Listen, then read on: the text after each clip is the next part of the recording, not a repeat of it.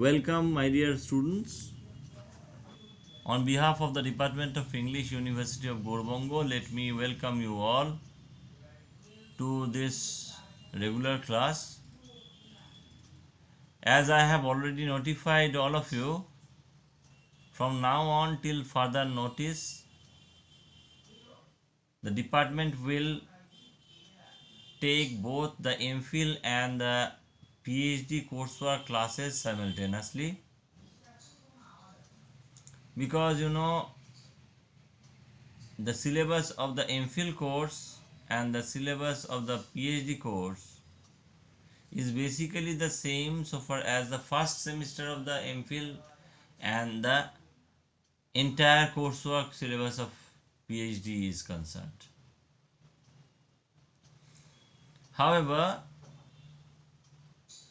the MPhil students are going to face another semester, and I will deal with all these nitty-gritties in some greater details later on. I think PhD coursework syllabus and MPhil coursework syllabus for the first semester, these two are basically the same. There is only one particular difference, and I am going to talk about it in some detail now. Components will be exclusively for the MPhil students. There is one subtle difference that many of you may overlook, and that's why I am pointing out. Now, so far as if you look at your syllabus, paper number 103, PhD students will have to prepare both things. One is the survey of literature, and another is research proposal. Just one second. Hello. Classe achi.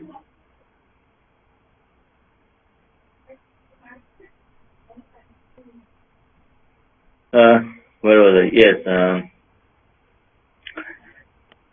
Because after this 6-month period, the PhD scholars will tackle their registration, so they will have to acquaint themselves with both these components. One is the survey of literature or review of literature, and another is the research proposal.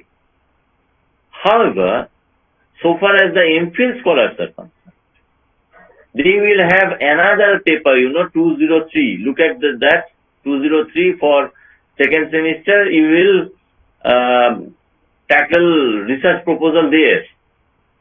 And so far as your 103 is concerned, you will have to deal with the survey of literature in 103.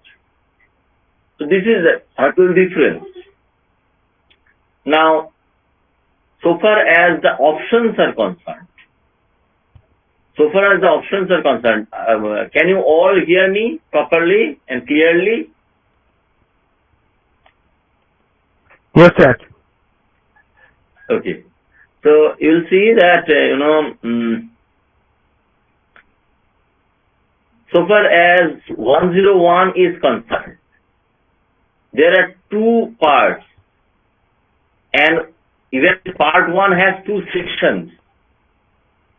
The first part of 101 is called General Research Methodology, and there we have two sections. One is a theoretical part, another is a practical part, ICT and all that. And then look at the second part of this paper, 101, you will see that there is subject-specific, subject-oriented methodology, research methodology. Okay? There you will be made acquainted with